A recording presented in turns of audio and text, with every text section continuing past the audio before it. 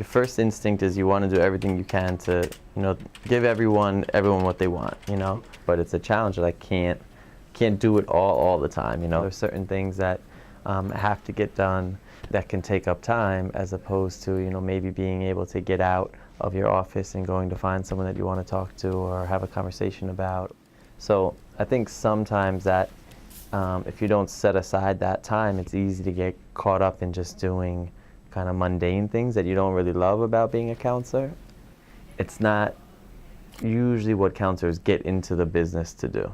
We didn't get into it to do paperwork or to, put together transcripts. There's nothing really fun about that. Sure.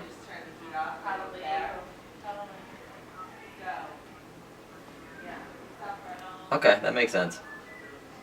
I think the best part is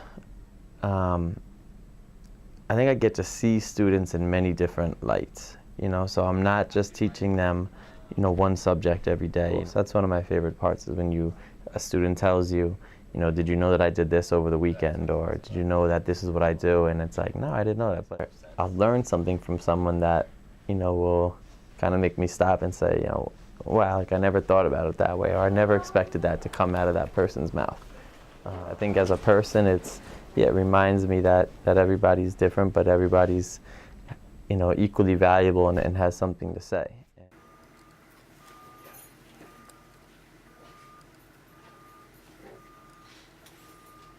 Getting good grades and working hard in high school is important, but more so than the grades, I think that, like I was saying before, is getting good grades for the sake of just getting into college, and then just getting into the college for the sake of just getting a good job. There's something like not really that fulfilling about that. I think we're so always, it's easier to say, well, you have to do this so that you can get that. And there's a clear goal, and you're there, and you can quantify it, and you can write about it.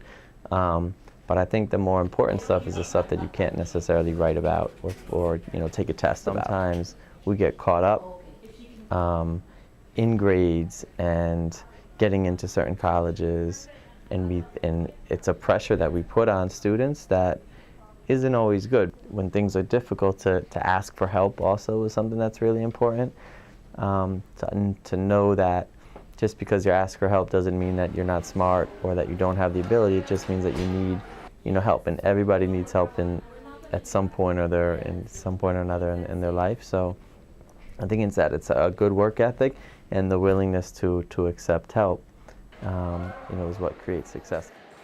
But I think every relationship is different. I think that's what's cool about, meeting people and being in a school where there's different types of students.